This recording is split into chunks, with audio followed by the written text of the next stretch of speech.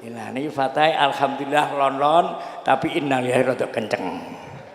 Makaten secara pribadi mbok bilih wonten kirang langkungipun nyuwun agung sami khususipun Gus Bah nyuwun ngapunten Gus. Akhirul kalam wassalamualaikum warahmatullahi wabarakatuh.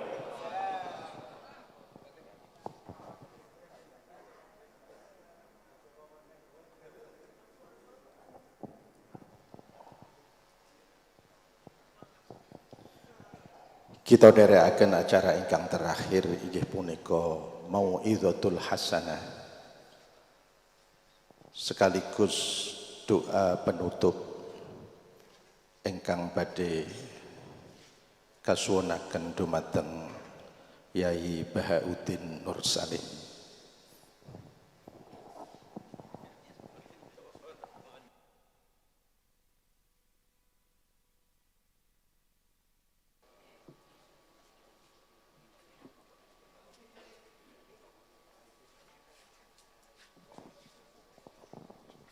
Assalamualaikum warahmatullahi wabarakatuh. Alhamdulillahirabbil alamin wassalatu wassalamu ala asyrofil mursalin sayyidina Maulana Muhammadin wa ala alihi washabbihi ajmain. Nama ba'du. Teng ngarsa keluarga besar Mbah Ahmad Minan Abdullah ingkang kula hormati, khususipun Nyai Umi Maftuhah sedanten keluarga Gus Hatta, ing ngarsa para kiai khusus wonten Kiai Ulil Albab Arwani, wonten Mbah Kawula Kiai Muat, wonten Ndek Rozin Gus Nazif, wonten Kiai Mujib, teng ngarsa para habaib ingkang kula hormati. Kula mun niat boten guyon, ternyata Pak Muat guyon terus kula. Tapi insyaallah kula boten guyon. Kula niku pun gayane lungguh kursi tapi sajane boten gayane, mriki dikongkon ngoten. Terus kalau niku terkenal kiai sing ora kena diundang kecuali pernah sepuh. Ternyata pernah sepuh niku kathah. Terus termasuk Mas Nadif niku ngrasa sepuh. Niku nak mboten dituruti ngerahno banser. Terus ribet niku lho. Kula badhe matur jauh sederengipun Mbah Kawula Ki Muat Thohir. Beliau itu mbah kula saking lasem nggih saking kajen. Terus kula cerita sekedap buyut kula kandung namine Hafsah niku gadah putri Sofiah niku dugi kula. Adikipun Sofiah Badiah niku dados ibukipun Kiai Sahal. Wonten malih Kiai Subaidi dados Mbah Afif Mbah Ahmad. Terus Hafsah niku binti Maksum bin Soleh bin Asnawi Sepuh. Nabi Sepuh itu saking Mbah Jiroh mriki terus Mbah Alfiyah dugi Mbah Mutamakin terus dawuh Pak Muat kula tesih gadah channel tapi bate nggih boten pati banter kula niku waris wedok dadi banter Mbah Muat tapi nak kula kliru niku pantes waris wedok nak waris lanang niku ketoke ora pati pantes terus niki kula cerita di antara khazanah sing kula waos. Dan itu jauh sebelum kula pireng cerita Mbah Minan. Kula nggih sering diceritani bapak kawula. Bapak riyen badhe khatam saking buyut Zubaidi, khatam teng mriki ngaos Mbah Dola. Niku banyak ulama sing gadah tradisi kados Mbah Minan. Teng kitab Ummul Barohin ini diterangaken Nabi Musa sausé kepanggih pangeran. Niku nak ketemu suarane tiyang kupinge ditutupi. Wong bar krungu suarane pangeran terus krungu suarane manusa niku pusing. Terus Mbah Minan niku biasa terus Quran terus bocah bakas panen niku kan pusing. Terus critakno corona niku ya pusing. Terus biasa asik mbek pangeran terus itu mesti istildatnya billah, nyamannya dengan Allah. Di Indonesia niku kathah sing ngoten. Sing masyhur nggih Mbah Dimyati Pandeglang. Wonten alhamdulillah wonten Mbah Minan. Kula gadah pernah Mbah angsal pernah Mbah kula namine Mbah Nur Samsu kanca beliau di Mekah. Iku termasuk ngriwayataken dawuh Mbah Minan, "Saku iku kang wis ra urusan ambek wong wis pokoke aku ngaji disalahno wong akeh lah, sementing aku ngaji Quran." Terus kula alhamdulillah termasuk orang yang pernah diberi kesempatan sowan beliau di kamar beliau dan saya tasyarruf sekali merasa mulia. Karena khazanah itu memang ada. Terus kalau cerita sekedap para tamu di Baminan kalau dengan logika saiki wong lagi muhadasah mbek pangeran munajat. Munajat waos Quran, khatam. Kemudian jenengan ganggu nganggo kalam-kalam adami.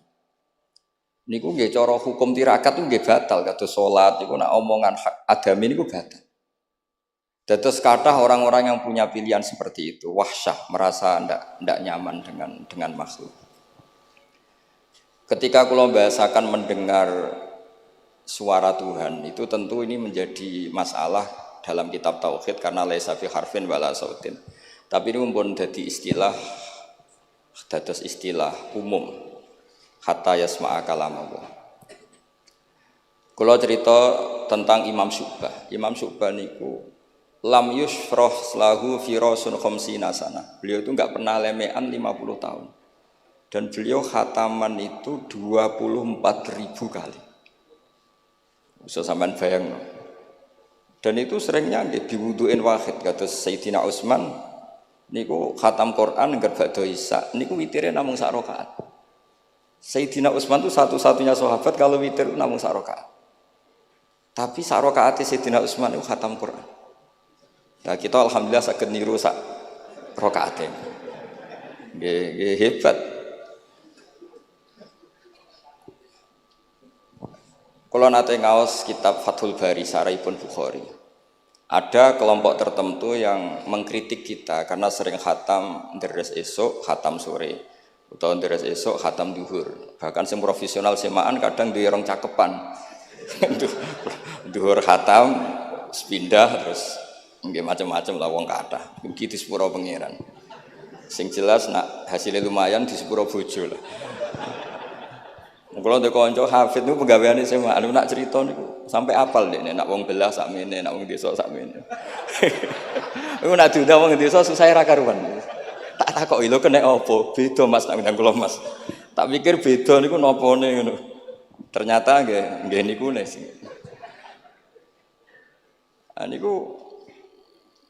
Niku sing mboten pati top-top. Nah, sing top-top niku khatamane mbek pangeran. Lah lucune niku sami. Sing payu ning desa ning belah yo nyun sewu yo duwe hasil. Tapi wong jenenge rezeki perhitungan niku jumlahe nggih terbatas. Tapi nek sing khataman teng kamar ngoten niku mboten terbatas, wong niku langsung hubungane mbek pangeran. Dadi sampean sering semaan mbek baminan semaan mbek pangeran mesti keramat baminan semaan mbek pangeran. Mergo sampean kontrak basari, kontrak ini jek manusa. Sik ro bedane wong belah pejabat sampai wong desa. Kanca kula sakniki mboten purun semaan, gara-gara krungu debate. Niki kisah nyata. Cara sing lanang niku 50.000, zaman niku tahun 9 berapa. Cara sing wedok niku 20. Debat terus dipadakno. Wong macul wae mau 20.000. Pemenah iki semaan ning jero omah, dadi 20 wis cukup. Gara-gara krungu debate niku terus mboten nate purun diundang napa? Semaan. Niki cerita. Tapi ilmu yang saya dapatkan dari bapak saking Badullah, niku dawuh Badullah, kena kepengen semaan diundang wong ikhlas iku gampang Nur. Kowe sering deres. Jadi nek diundang wong anggap ae derese pindah tempat. Nah, tapi nek sampean ra tau ngaji khatam, jebule nek diundang semaan khatam, nek ning omah ra khataman, berarti orderan sampean. Jadi iki solusi bagi kanca-kanca hafid sing wedi dosa, nek sing mboten wedi nggih monggo terusno mawon. Niku carane niku nggih tetep teng dalem nggih khataman, mungkin nek diundang berarti khatamane pindah tempat. Tapi nek sampean ra tau ning omah khataman, kok nek diundang khataman ya berarti order. Niki mboten nyindir, niki menata niat nih, cerita-cerita nata niat. Terus Imam Fathul Bari niku cerita, ketika Rasulullah sallallahu alaihi wasallam dawuh iqra'hu fi syahrin, ada sahabat yang pamit mau khataman tiap bulan enggak boleh, 2 minggu enggak boleh, seminggu enggak boleh. Walhasil itu dipakai alasan. Terus Nabi ngendikan iqra'hu fi syahrin, sampai iqra'hu fi sab'in, sampai ada riwayat iqra'hu fi salasin. Sudah 3 hari khatam sekali itu sudah kebanyakan. Apalagi 1 hari khatam sekali. Itu kemudian dipakai kelompok tertentu untuk mengkritik tradisi NU yang 1 hari khatam. Tapi apa jawabannya Imam Fathul Bari? Apa mereka yang mengkritik itu benar-benar nyata iqra'hu fi syahrin, kemudian mereka itu khatam tiap bulan? Kan enggak juga.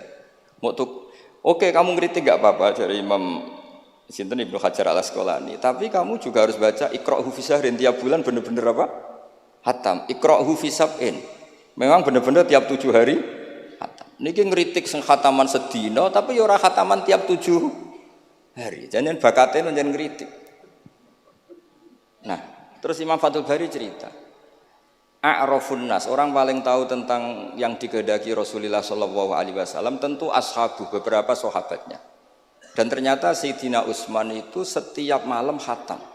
Artinya apa? Tiap hari beliau khatam. Masa Sayyidina Utsman nggak tahu hadis itu? Sayyidina Utsman tiap malam niku khatam.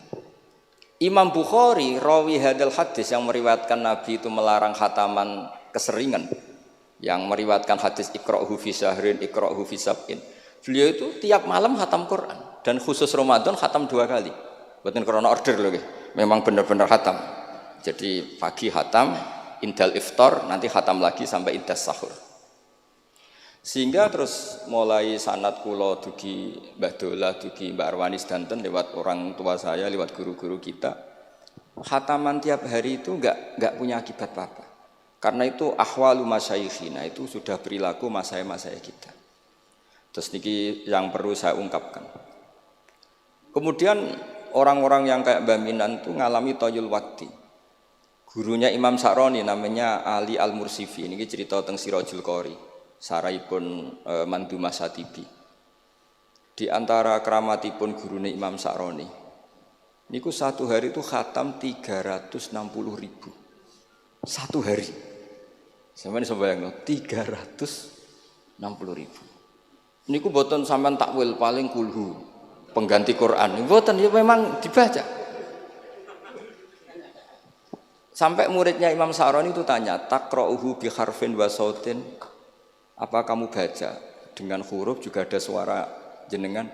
Naam. Terus kata beliau, Maddawawli al-waqta. Ini Allah memanjangkan waktu untuk saya ikraman di Rasulihi Muhammad sallallahu alaihi wasallam.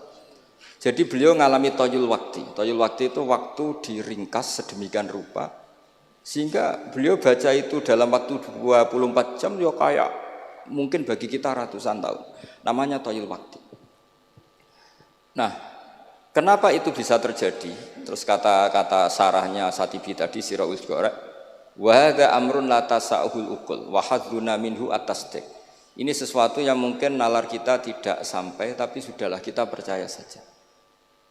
Nah, kenapa kita percaya? Karena Quran itu kalamullah sing aslinya itu laisa bi harfin wala sautin. Tidak melibatkan suara, tidak melibatkan huruf. Itu yang kalamun azaliyun. Kemudian orang ini ditarik ke Lauh Mahfuz. Kemudian dia ngalami yang seperti itu. Dan itu bagi orang-orang dekat Allah sah saja. Kuntu sam'ahu alladzi yasma'u bihi wa basarahu saterusnya. Orang-orang yang dekat Allah itu ibaratnya mau melafadzkan apa saja itu sudah kayak mewakili itu. Kenapa begitu? Karena dia saking fananya pada dirinya sampai ya memang fana. Sehingga ya dia sudah, tapi bukan manunggaling kawula Gusti boten. Misalnya begini, saya beri contoh. Andaikan sampean itu jadi wali, sebetulnya saya bilang andaikan ini suul adab, bisa saja wali betul. Tapi kayaknya kok belum meyakinkan. Andaikan dulu, urutannya andaikan dulu.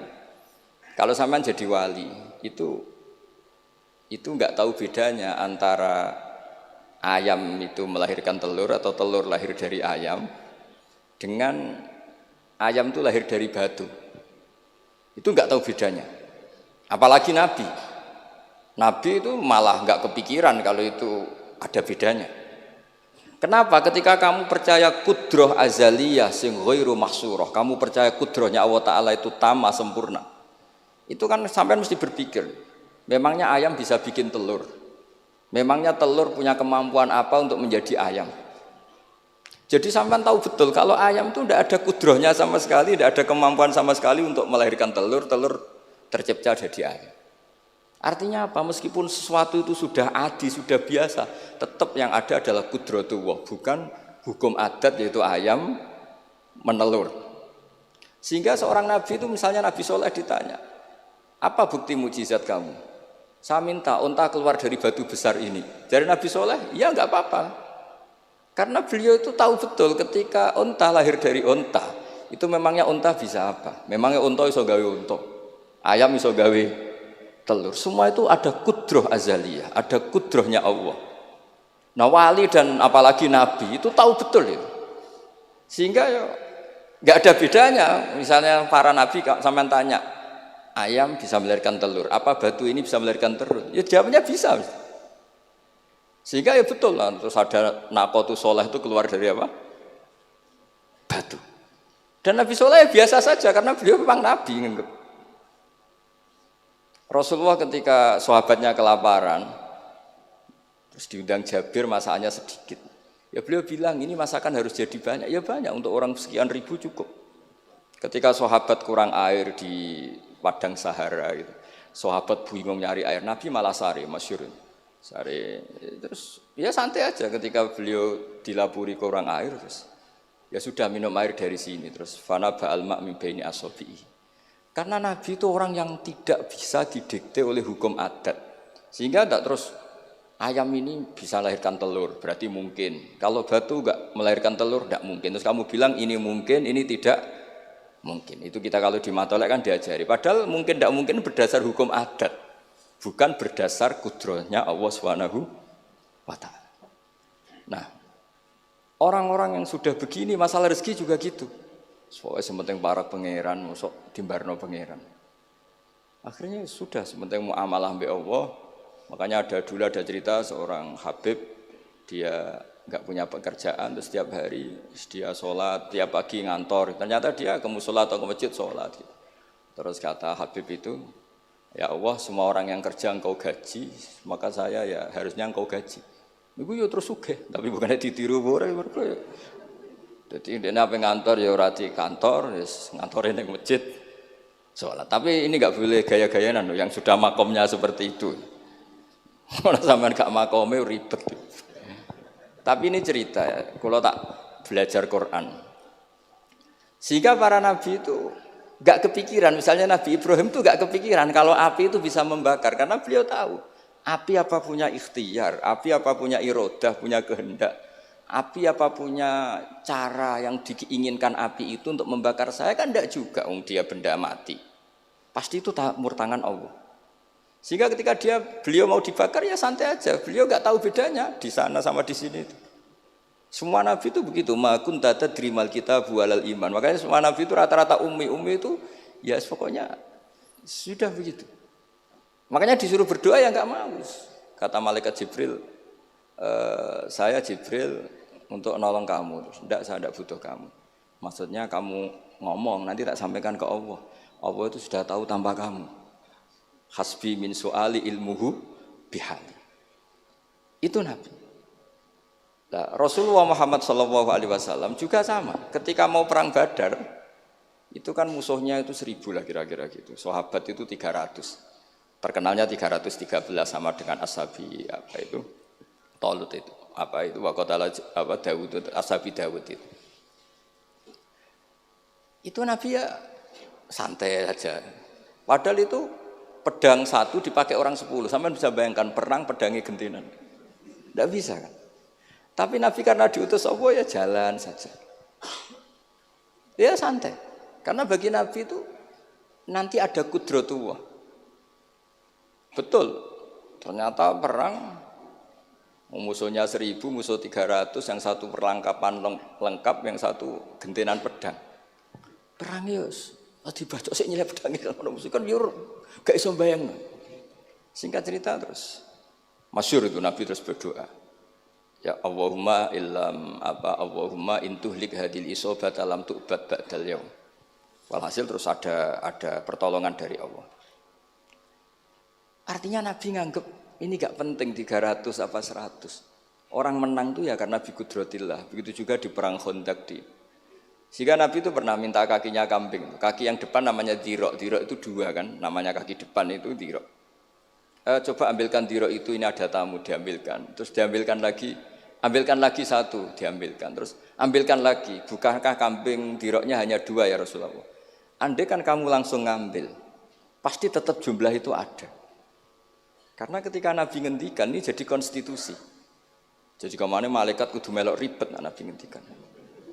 Lah masyhur kan Nabi khutbah, padahal pas musim kemarau nggak mungkin hujan cara hukum adat. Ya Rasulullah khutbah cuk suwi-suwi niki wong bingung perkara ana udan. Pun pokoke niki bingung halakatil amwal mergo gak ana udan. Niku Nabi langsung ngendikan udan. Bareng udan minggu berikutnya wong kebanjiran sakniki mboten rusak krana kemarau tapi krana banjir. Niku Nabi ngendikan Allahumma hawalena wala ini langsung mari. Artinya Nabi itu enggak bisa didikte terus. Ini secara ilmu falak ini enggak musim hujan. Nah, kiai saya kan perhitungan, gelem istisqa sausé didelok wis musim dadi istisqa. Kula ndek kanca kiai ahli falak, niku kon istisqa ora gelem. Tak takoki kena apa? Tak hitung jek suwi kesudan iki. Engko ora ketara ramandine, dadi dekne ngenteni. Wis, yo ono kiai rondo politik ngoten yo. Tangen-angen yo bener timbang terkenal ngobos kan nurono reputasi dadi. Iku yo. Tapi kalau Nabi itu ndak. Nabi itu ma kunta tadrimal kitab walal iman. Karena kalau kita sudah makom itu nggak bisa didikte oleh al-ahkam al-adiyah. Nak pitik mulai endok dari pitik.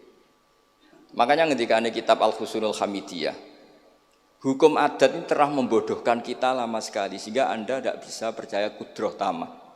Dan ini kaitannya hormat baminan ini nanti tentang Quran. Nanti jenengan melihat mukjizat terus gampang selain.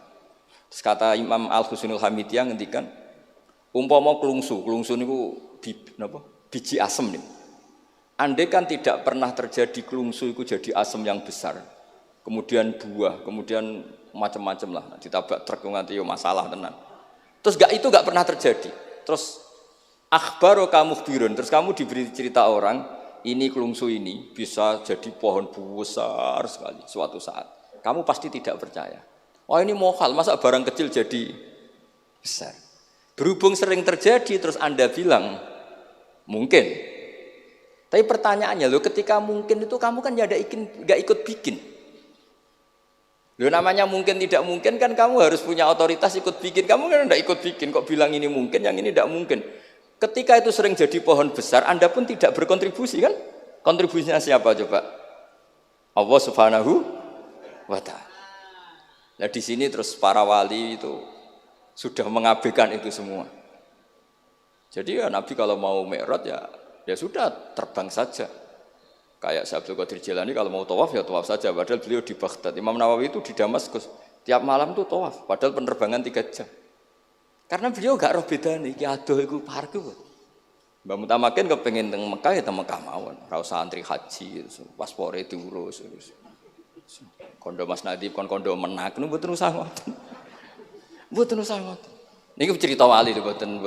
Artinya nah, orang-orang ahli Quran itu sudah ke makom itu. Sehingga ya coba warai nak tengok-tengok ning omah terus rezekine piye ya coba warai ngono kok dadi goblok malah niki pun makomnya seperti itu.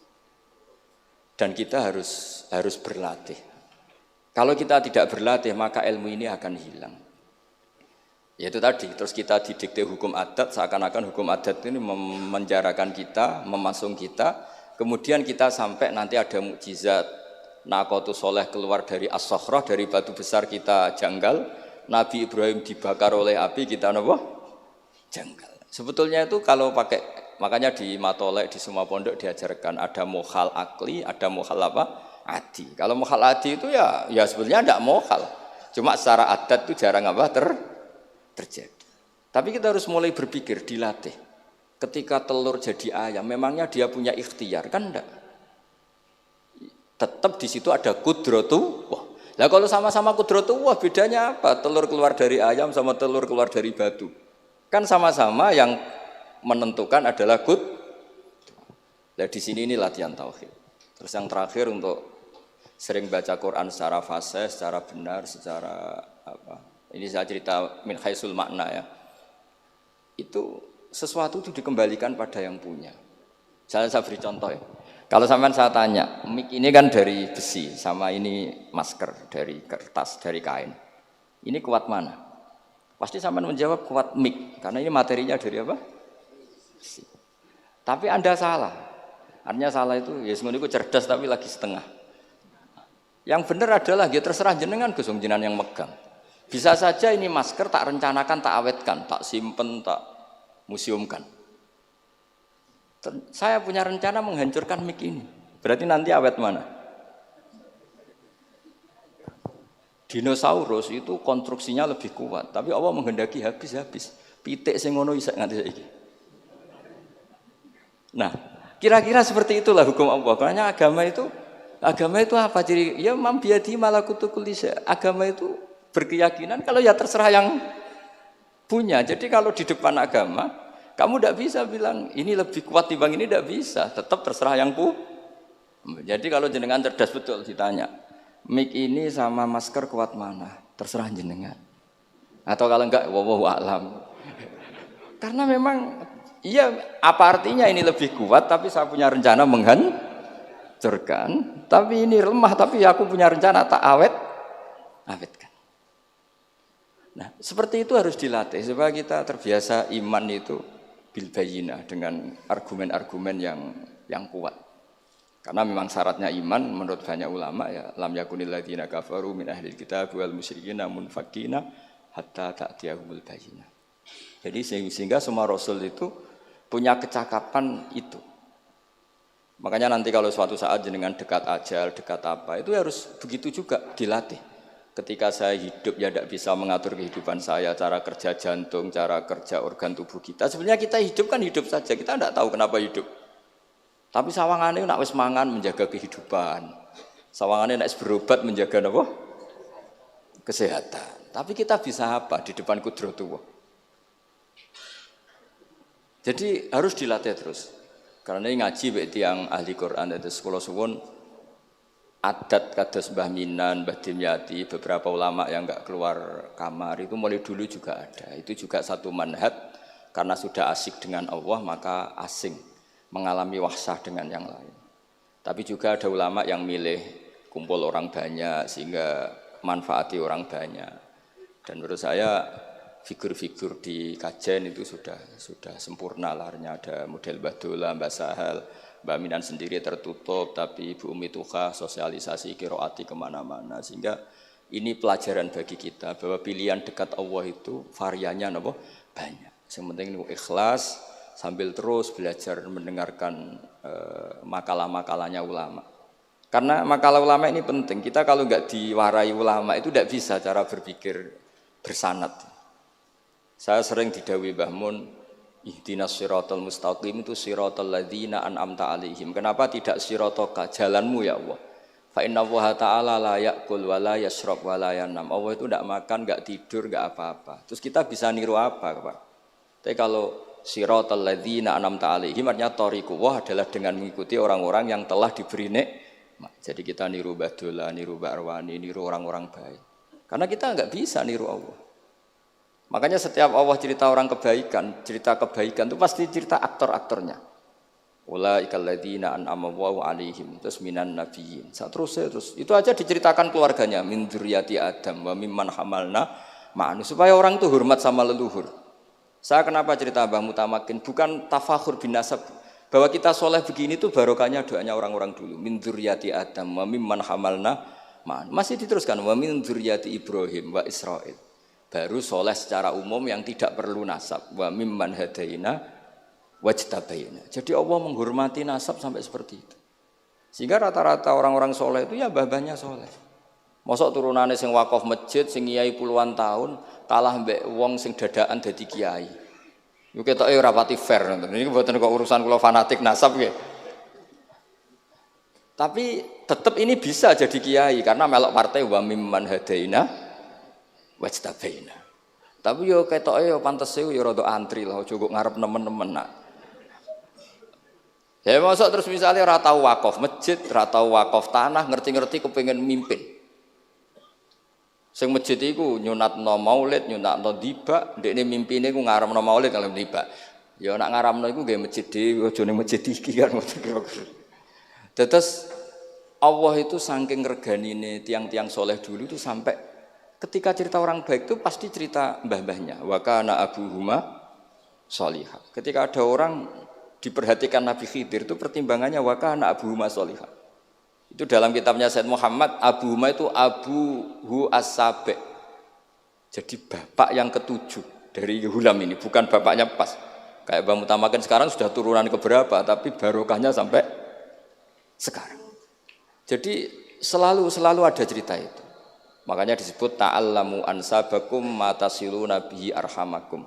Kamu harus kenal nasab-nasab kamu supaya kamu bisa menyambung rahim-rahim kamu. Kemudian nasab yang gen ini khusus umatnya Rasulullah SAW, alhamdulillah ditambah nasab sebab. Jadi misalnya para habaib itu jelas mulia sekali karena dzurriyyah bad'ah min Rasulillah.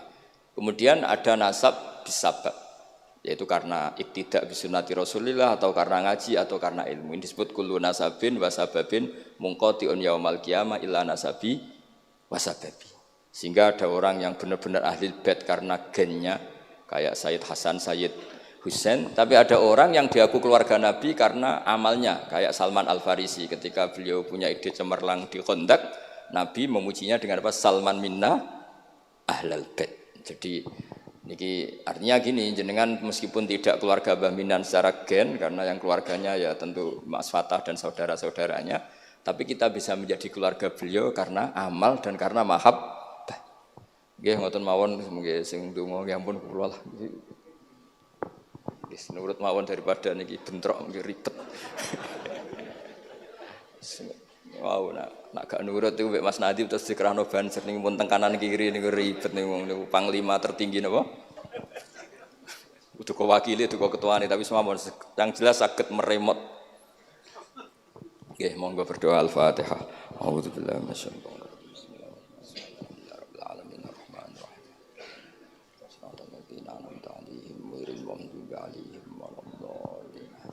Bismillahirrahmanirrahim. Bismillahirrahmanirrahim. Nahmaduka ya ghafuru ya syakuru wa sholli wa sallim wa barik ala habibika Mustafa Muhammad wa ala alihi washabihi wa barik wa sallim asma'in.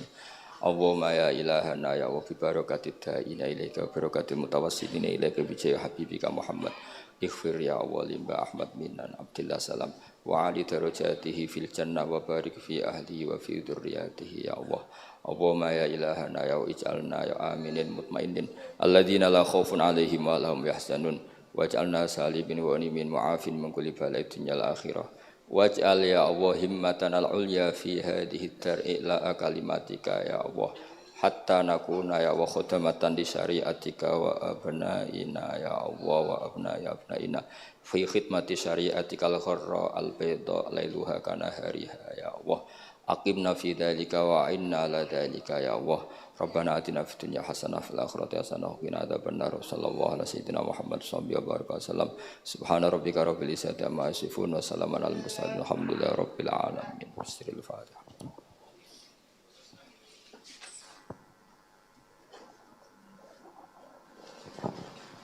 Assalamualaikum warahmatullahi wabarakatuh.